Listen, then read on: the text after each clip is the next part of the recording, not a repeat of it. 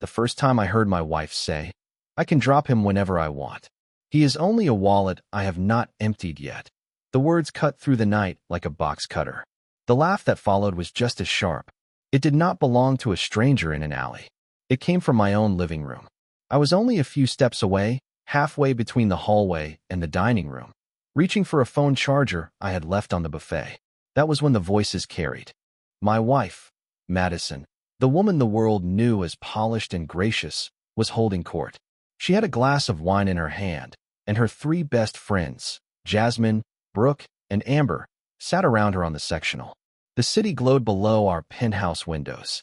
Their laughter filled the room and bled down the hall. "Girl, please," my wife said, with a confidence that did not need permission. "Men like Ryan think they are in charge, but that is the trick. He is there for a reason. He pays for the trips, the handbags, and the rent. I am just biding my time." The others cackled. Jasmine leaned in. "So you are not in love with him at all?" My wife leaned back, head tilted like a queen on a throne.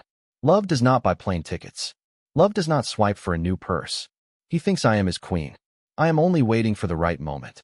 When I am done, he will not know what hit him." Every sentence landed like a small hammer. 8 years of marriage. The vows. The late-night talks. The house we had built together. It all shook loose with a few careless lines. I did not kick open the door. I did not make a scene. I did not confront her in front of her friends.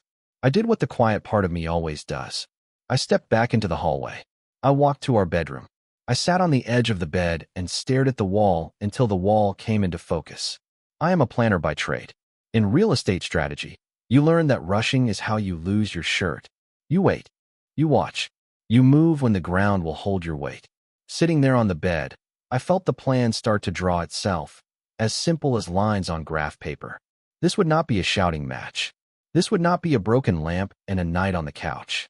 This would be something colder. For the rest of the night, I played my role. When my wife finally came to bed, I kissed her forehead. She smiled like nothing in the world had shifted. Behind my eyes, a storm gathered and stood still. This was no longer a marriage. This was a campaign. I did not sleep. I stared into the dark and let her words loop until they lost their shine. He is only a wallet I have not emptied yet. 8 years. 8 years of building and sacrificing and planning for a future I thought was ours. I realized it had been a performance. She had been acting while I had been living. The old me would have moved fast. The man I am now knows the cost of fast. I have watched reckless anger sink good deals and good people. I have learned to count to 10 and then keep counting. This was not only about a bruised heart. This was about balance. This was about justice. Morning came with gray light at the edges of the shades and the smell of fresh coffee drifting down the hallway. My wife sat at the counter in a silk robe, scrolling her phone with one hand and lifting an almond milk latte with the other. From a distance, she looked like a magazine cover, glossy and effortless. To me, she looked like a clock that had started to tick too loud. "I have been thinking," I said, casual, flat, like I was talking about weather. "Maybe we should expand. Maybe we buy another property. Maybe we invest more while the market is soft." Her eyes lit up like someone had switched on the holiday lights. She leaned in, elbows on the counter, the robe slipping just enough to show she knew how to sell. Money is the language she understands best. I kept my face calm. Inside, I was sketching the early lines of a blueprint. Step 1 would not be fury. Step 1 would be information. Step 2 would be structure. Step 3 would be consequences that landed where they belonged. If you are listening to this and wondering what you would do, ask yourself a simple question. If you learned the person sharing your bed was staging a slow, quiet robbery of your life, would you scream? Would you stay? Or would you build something that could not be ignored? I chose the last one. I chose patience. I chose proof. I rinsed my cup and set it in the rack. The city hummed beyond the glass. My wife smiled because I had dangled the word invest. I smiled because I had finally stopped guessing and started planning. The day had only just started, and so had I. "Really? Where?" she asked, eyes bright. "Downtown," I said with a calm smile. "Something refined. I will handle the details. You relax." Madison grinned. I could almost hear the math clicking in her head. What new purse? What new trip? What new photo to post? She believed I was expanding our life for her. I was laying a stage. Step 1 of my plan was not loud. It was observation. For the next several weeks, I let the days look normal. I kissed her forehead in the morning, left for meetings, sent flowers to her office, and booked 2 careful dinner dates that would photograph well. She floated through it with the confidence of a woman who thought she had already won. The extra attention only fed her pride. She read it as blind love. Behind the smile, I tugged on quiet strings. I started with our money. Every shared account, I reviewed and reshaped. I changed direct deposits, so my pay went into an account with my name only. I moved non-essential investments out of easy reach and placed long holds where I could. I called our property manager and walked him through revisions to our lease paperwork and service contracts. On paper, Madison still sat beside me on everything. In practice, her grip loosened 1 silent inch at a time. Then I turned to her circle. Her friends thought the living room was a safe stage. They laughed in my house and treated me like a gentle background sound. They underestimated me. At dinners I asked soft questions and then shut up. I watched the little looks and the inside jokes. Amber always wanted to know about my projects. How much down, how much out. Jasmine lived like a celebrity and somehow never had rent on time. Brooke had a habit of changing the subject when the bill landed. They were not only her allies. They were fault lines.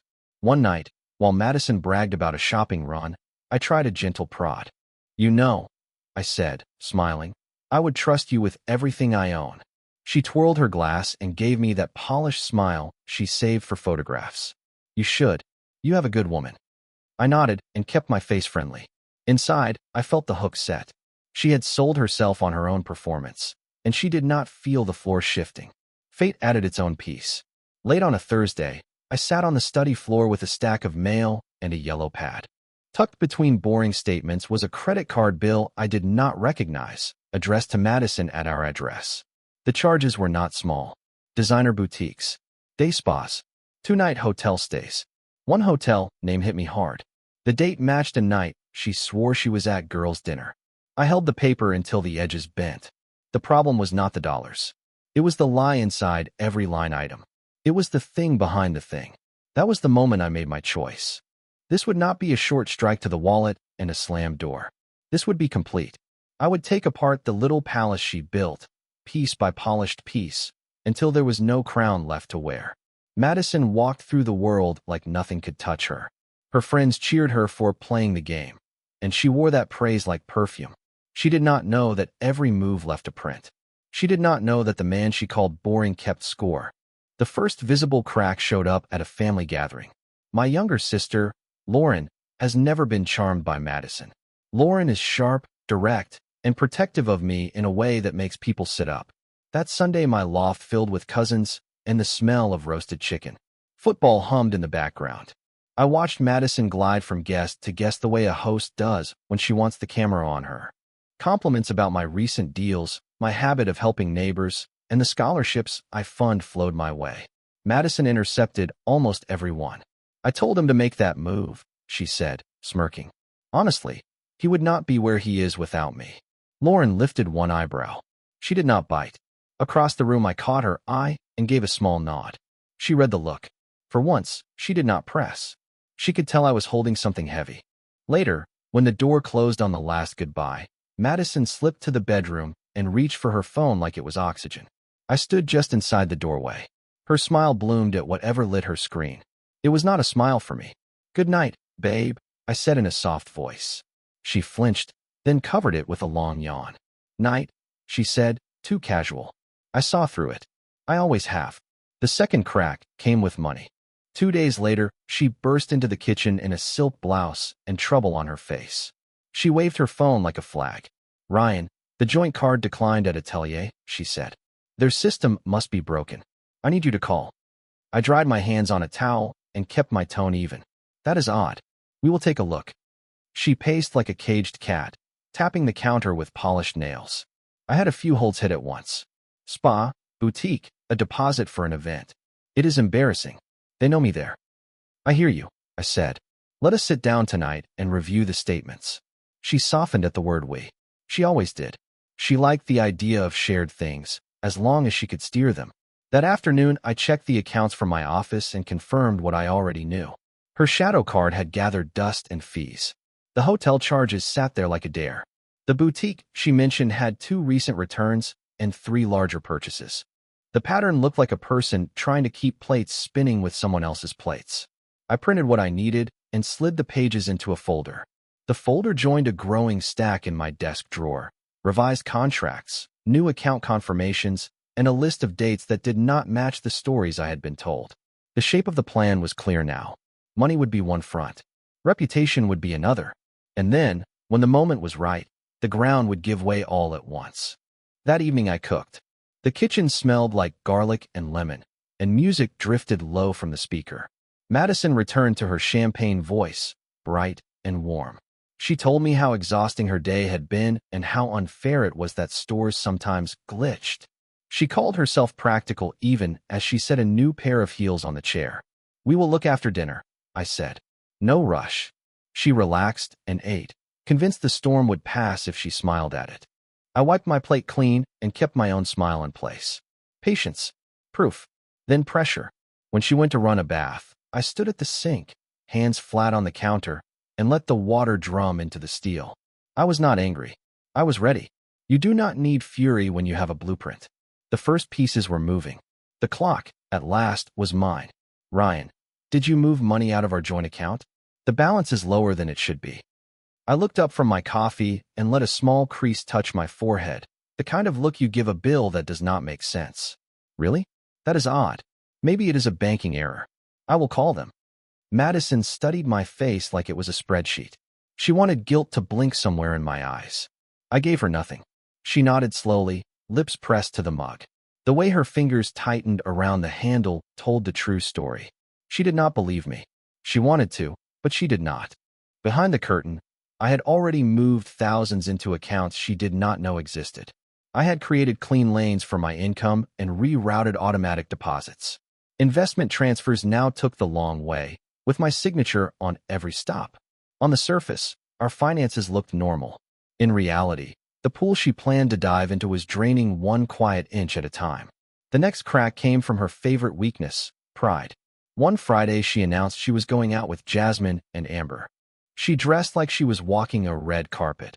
Red heels, the diamond earrings I had bought her for our anniversary, and a dress that was more suggestion than fabric. I did not stop her. I stepped closer and handed her a light jacket. "Have fun," I said, warm and easy.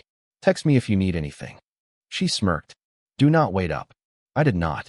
I followed. From a distance, I watched the 3 of them sweep through a downtown hotel lobby, their laughter bouncing off marble and glass. They disappeared into the elevator with a man in a navy suit who pretended not to know them. My jaw set. I did not need to see more. I had heard enough lies to understand the shape of the truth. In the quiet of my car, I let the engine idle and listened to it hum. That is when the plan shifted gears. I had proof. I had motive. More important, I had patience. If Madison thought she could play me, she was about to learn what it felt like to be outplayed. She breezed into the kitchen the next morning in sunglasses, the kind people wear to cut through last night. She kissed my cheek and sang the line she had used before. Late night. Girls' dinner ran long. I slid a plate of pancakes toward her. "I trust you." She smirked at the words, not hearing the edge. Trust was the one thing I no longer had for her. What I had instead was structure, strategy, a schedule. Timing is everything. You do not swing the hammer the second you see a crack. You let pressure build. You let the person who thinks she is in control climb higher. So when the ground goes, it goes fast. So I began with the head, not the wallet. Stage 1 was psychological. Freedom. "Babe, you should go out more," I suggested one evening, tossing her the spare key to the new car. "Have fun. Enjoy yourself. I have late meetings anyway." Her eyes lit up like a marquee. Freedom with no questions. It was exactly what she wanted. She hugged me, tight and grateful, never guessing the embrace was part of the trap. The more space she felt, the more careless she would become. The pattern formed fast. Madison started coming home late, then later, then not at all. The excuses stayed thin. A sick friend, a last-minute tasting, a work mixer that somehow required an overnight bag. I never pushed. I smiled and said the same 3 words. "I trust you." Those words turned the lights off in her guard tower. While she lived her best life, I documented mine. Hotel receipts, late-night withdrawals, rideshare charges that did not match the stories. Screenshots of messages that flashed on her phone when she left it face up on the counter and walked away. I was not peeking for sport. I was building a record that could walk into a courtroom and stand there without me holding its hand. Stage 2 was social. Power looks like a person, but it is really a crowd. Jasmine, Brooke, and Amber were not just friends. They were her mirrors and her cheerleaders. Take away the court, and the queen feels small. At Jasmine's birthday, I arrived alone and said Madison was resting. I shook hands, bought around, and let people talk. I laughed at the right moments and asked soft follow-ups. I never said she was unfaithful. I gave them something vaguer and stickier. She has been under a lot of pressure lately, I said to a couple we both knew. Spending a lot of time away. I hope she is all right. That was all it took. The line moved through the room the way smoke finds the ceiling. Within weeks, I heard the echoes. People asked if Madison was okay. People noticed how often she left early. People wondered why I showed up with a smile and she arrived with a story. The worship shifted to worry, and worry curdled into doubt. Stage 3 was emotional. On a Tuesday, I came home with flowers and cooked. Garlic warmed the kitchen. Lemon and butter hissed in the pan. I set the table, wiped it down to a shine, and lit a single candle. Madison walked in and blinked like she had stepped onto the wrong set. "What is the occasion?" she asked. "No occasion," I said, looking her in the eyes. "I love you. That is all." Her smile slipped, then returned, thinner than before. "That is sweet." She ate, but her shoulders held a question. Why now? Why this? What changed? She did not know my kindness was not a truce. It was a mirror. I wanted her to see herself in the soft light and feel the weight of the lies she carried. I wanted guilt to sit beside her and whisper when I did not. The cracks widened. Her friends canceled, one by one. Drinks turned into another time. Group chats went quiet. The joint account she used to lean on started to wobble. When she checked it, the numbers did not behave the way they used to. Transfers took longer. Limits showed up where there had been none. Support beams she thought were permanent were now clearly temporary. Through it all, Madison kept her posture. She still believed she held the upper hand. She still treated the world like a stage and me like a prop. I rinsed our dishes and set them in the rack. The water beat a steady rhythm in the sink, and steam fogged the window for a moment before it cleared. I dried my hands on a towel and watched her drift to the living room. Phone already in hand, thumbs flying, a small smile tugging her mouth. Let her text. Let her plan. Let her think she is winning. I was almost done measuring. The saw was sharp. The chalk line was straight. When the cut came, it would be clean. She believed I was clueless. She believed she could not be touched. That held until the night I staged the first reveal. I kept it small on purpose. A test, not a scene. Madison was getting ready for another girls' dinner. Perfume. Heels. The careful, practiced smile. As she reached for her clutch, I handed her a folded envelope. "In case you need it," I said, steady and gentle. She opened it and froze. Inside was a hotel receipt. The same hotel from 3 nights earlier. The same floor and room she had paid for with a card she thought I would never see. "What is this?" she asked, trying for a light laugh that did not land. I stepped a little closer. My voice stayed calm. "A reminder, Madison. Every secret leaves a trail." I kissed her cheek and walked away. She did not go to dinner that night. She sat on the edge of the sofa with the receipt in both hands, staring through the paper like it might fade if she looked hard enough. That was the first time I saw real fear on her face. She understood something important. I knew, and I was not angry. I was patient. That made me dangerous. The envelope did its job. Her rhythm changed. She moved around the house like the lights had dimmed. She checked over her shoulder when I came down the hall. She paused longer before answering questions. Calls with her friends grew shorter. She still dressed up and still walked out the door, but the old strut had a wobble now. Confidence had a seam.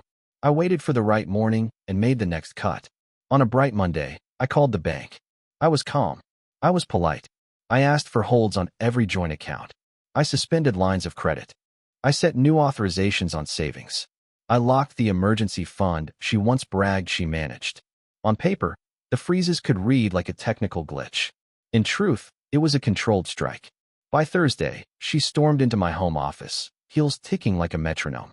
"Ryan, what is happening? My card got declined at Saks. Do you know how embarrassing that was?" I looked up from the laptop and let my face register mild surprise. "That is strange. Banks have been glitchy lately. I will take care of it. She narrowed her eyes and studied me like a suspect. I gave her the same steady calm. The walls I had built around my expressions were thick and simple. I smiled once, then went back to typing. She left in a huff. I knew what followed the anger. Panic. For a person who lives on image, nothing burns like financial humiliation. The next strike was not money. It was social. Here is a simple truth I had learned. Madison's power lived in people. Her audience. Her orbit. Her reflection in their eyes. Take away the applause, and the star has to hear herself breathe. At a Sunday brunch my sister Lauren hosted, I played the role I needed to play. I arrived hand in hand with Madison, the picture of a husband who is proud to be there. The room was full of warm plates, clinking glasses, and easy laughter. Halfway through, I leaned in, just loud enough for the table to hear. I honestly do not know how I would make it without Madison, I said. Even when life gets heavy, I trust her with everything. The room went quiet for one beat. Heads turned toward her.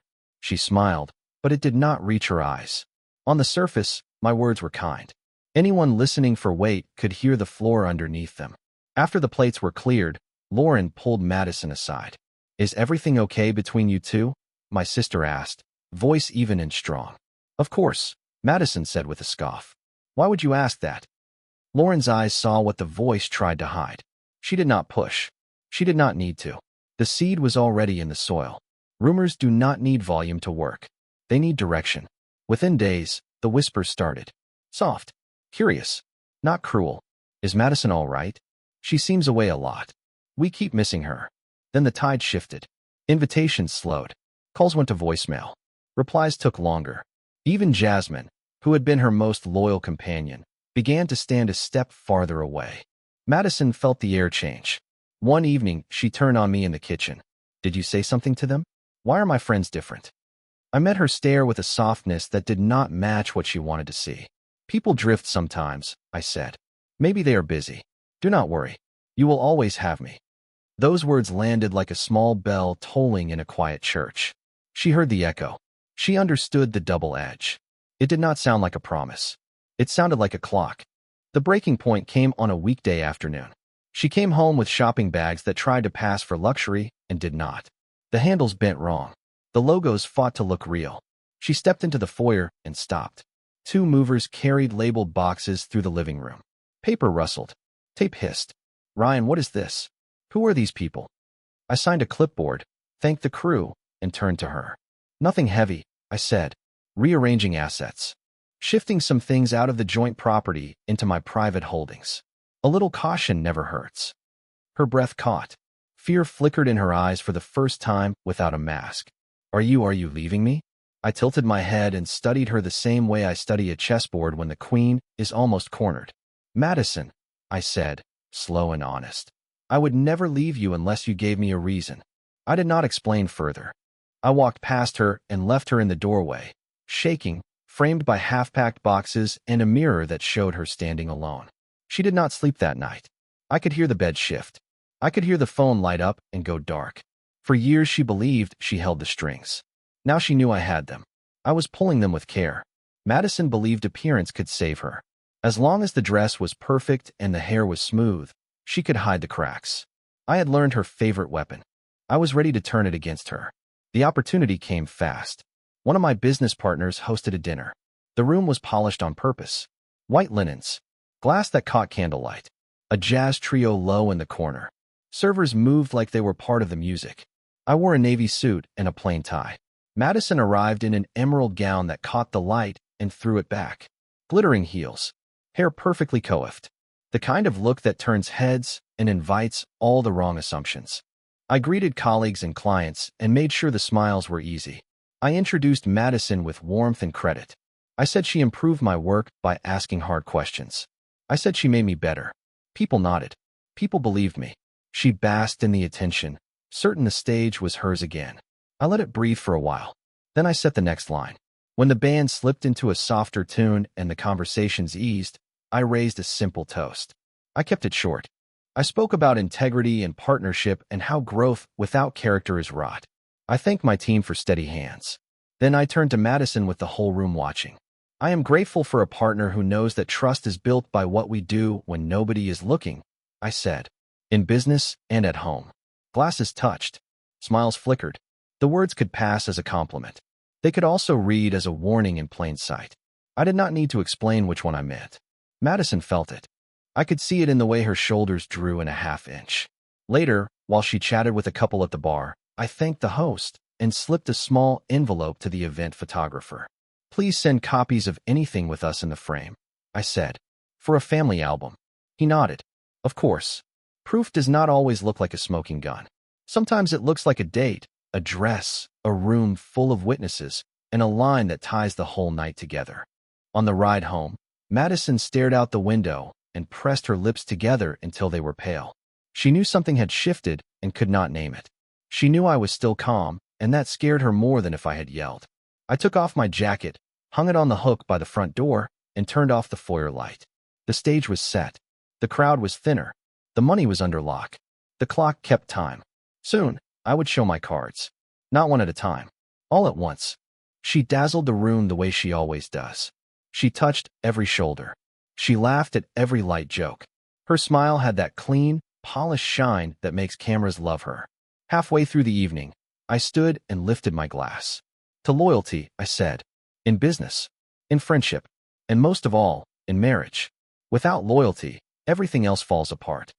Polite applause rose like a small wave and broke. Then I felt the eyes move. They drifted to Madison. She kept her smile, but it tightened at the edges. Her fingers gripped the stem of her glass a little too hard. She knew that toast carried two meanings. It was not about profit and loss. It was about us. After the toast, I walked the room. I shook hands. I thanked team members. I kept my tone easy as I placed small lines in the right ears. To a colleague by the bar, marriage is not about luxury. It is about trust. Funny how trust is the hardest thing to hold. To an old family friend near the coat room, you never really know someone until you watch what they do when they think you are not watching. No names. No accusations. Just the kind of truth that stays with a person on the drive home. By the time the band switched to a slower tune, whispers moved in the wake of Madison's heels. She felt it. She knew it. Masts are heavy when the straps start to slip. The next move was not a whisper. It was a fact. One afternoon, I asked my sister Lauren to stop by for coffee. We sat at the kitchen table where the light is good. I slid a folder between us and opened it. Inside were printed receipts, hotel bookings, statements from the shadow card, and screenshots of messages Madison had left open on a tablet like a dare. Lauren's eyes widened as she turned the pages. You have known all this time. I nodded. And I am not finished. I do not want to just expose her. I want her to feel what she built. Lauren leaned back, jaw set. She has mocked you behind your back for years. She earns what is coming. We talked through the order of operations. Which string to pull first? Which audience mattered? What would land without me having to raise my voice? We drew the outline for taking apart an image from the inside out. The unraveling began that weekend. Madison set a brunch with the last few friends who were still trying to prove nothing was wrong.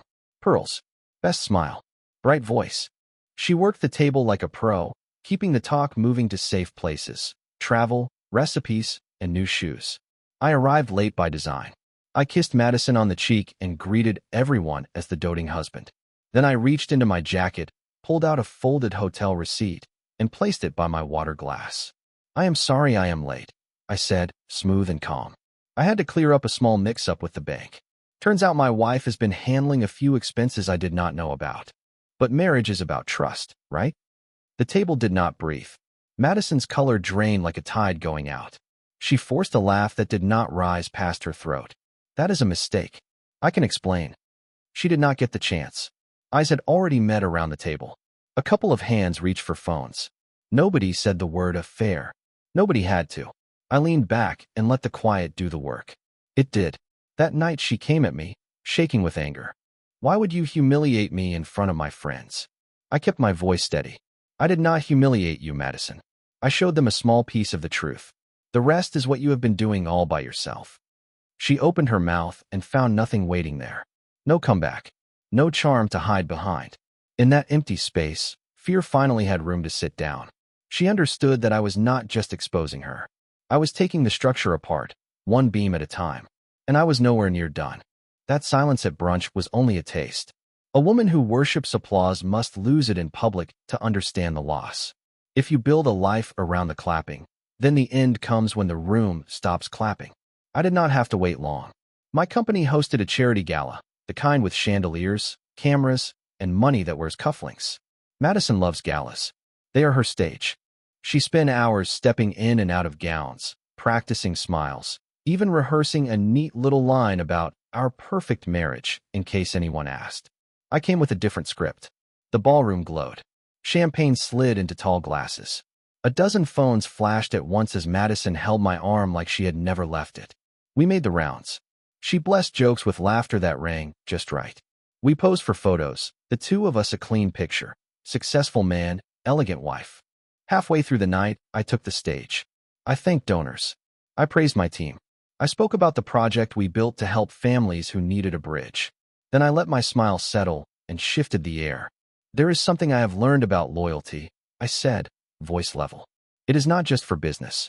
It is about who stands beside you when nobody is watching. And sometimes the people we trust most are wearing masks. A small ripple passed through the room. Madison's smile froze, and her knuckles went white around the glass. I could have stopped there, but I wanted the thought to land. I will not go into details tonight, I said, but I will tell you this. Betrayal does not break a strong man. It sharpens him. And when the truth steps into the light, freedom follows. The applause was polite, but different. It carried a question. Heads turned toward Madison as whispers found their old speed again. That was the damage. Not my words, but the way the room began to see her. She felt it like heat on the back of her neck. After the speech, I moved through the crowd without strain.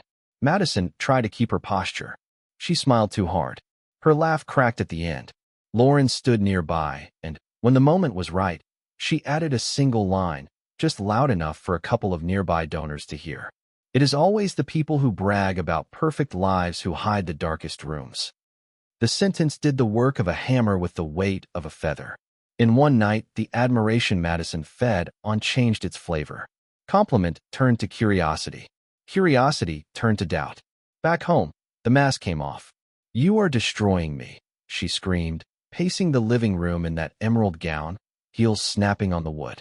"Do you really think you will walk out of this clean? People will blame you too." I sat in the armchair and let her words pass. I felt calm, the kind that comes after you have measured twice and made the cut. There was nothing to argue. There was nothing to fix. The plan was already in motion. Every move I made had witnesses. Every line I spoke had context. Her anger was what remained after the applause left. I watched the city lights push a reflection across the window. I heard the clock in the hall count off another minute. I stood, took off my tie, and set it on the table. "Go to bed," I said. "Tomorrow will be a long day." She stared at me like she did not recognize the man in front of her. Maybe she did not. The quiet husband she counted out had left the room a long time ago. I turned out the lamp and walked down the hall. The house felt different. Not empty. Clear. In the morning, I would take the next step. Not with shouting. With proof. With timing. With the kind of truth that does not need me to hold it up. No, Madison. People will see the truth. Sooner or later they always do. You built this life on lies, and I am only switching off the stage lights so everyone can see what I have been looking at all along. She stopped moving. Tears stung her eyes, but she held her breath like that might hold the moment still. For years she believed she controlled the marriage, the money, and the image in the mirror. In a week it all started to slip. Friends, finances, reputation. I did not raise my voice. I did not argue. I let silence and patience do what shouting never could. That was worse for her than any outburst. The next morning her phone would not stop buzzing. Messages, screenshots, whispered posts that were not whispers anymore. Someone leaked the spending sprees, the hotel stays, the little patterns she thought were invisible. The people who used to clap for her did not jump in to defend her. They stepped back. She sat on the edge of the bed, staring at nothing, while I walked past with my briefcase. I paused at the door. "We are almost done here, Madison," I said. "Almost," she repeated, but it sounded like a question. I left her with the quiet. You can learn a lot in quiet. Her little empire fell fast. Friends drifted. Whispers turned into a gray cloud that followed her into every room. The wealth she counted on did not answer when she knocked. But I knew the last cut was not about money or gossip. The final break would come with the one thing she never planned for. Plain truth, said in the right light, with witnesses. 3 weeks after the gala, I invited a small circle to the penthouse. Her closest family, a few mutual friends. Lauren was there. My parents sat together on the sofa, hands folded. Even Jasmine came, smaller than usual, gaze fixed on the floor. Madison thought it was a truce meeting. She dressed soft, practiced a kind smile, and had a speech ready about rebuilding trust. When she stepped into the living room, the temperature changed. The eyes were not warm. They were careful. Some were cold. I stood in the center of the room with a folder. Madison, I said, steady. You told people I was your world. You said we could not be shaken. I let that hang. What you did not know is that I have been listening. I opened the folder. Out came dates and receipts. Hotel bookings. Statements from the shadow card. Screenshots of messages that never should have lived in the open. Then I set my phone on the table and tapped the screen. Her voice filled the room, captured as clean as the day I heard it. I can drop him any time. He is here for one reason. There was laughter on the recording too, the same sharp sound from that night with her friends. It echoed off our walls and came back thinner. Somebody gasped. Jasmine covered her face with both hands. Lauren folded her arms and did not look away. Madison took a step back. Her face went pale and her mouth trembled. Ryan, please, she whispered. I did not stop. For 8 years I gave you trust, love, and loyalty. I said, you used me. You lied to the people in this room and carried me around like a trophy while you worked behind closed doors to cut me down. That ends tonight. The room went still.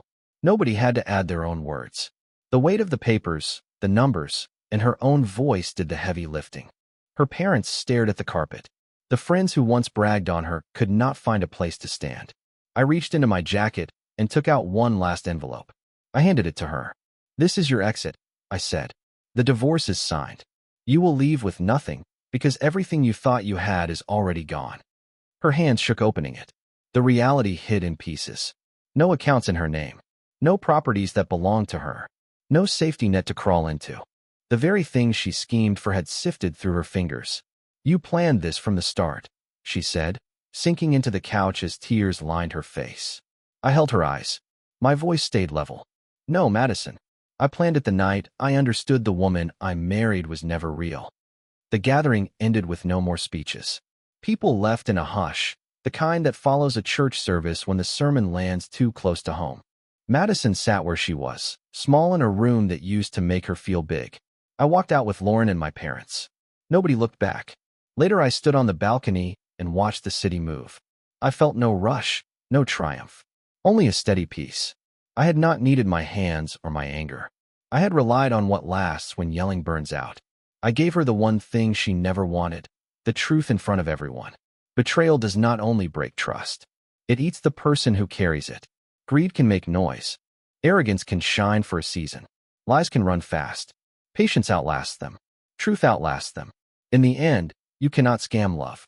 You can only trade it for something small and hope nobody notices. I did not pick rage. I chose quiet work and a clock that kept time. The truth did the cutting. The truth did the killing.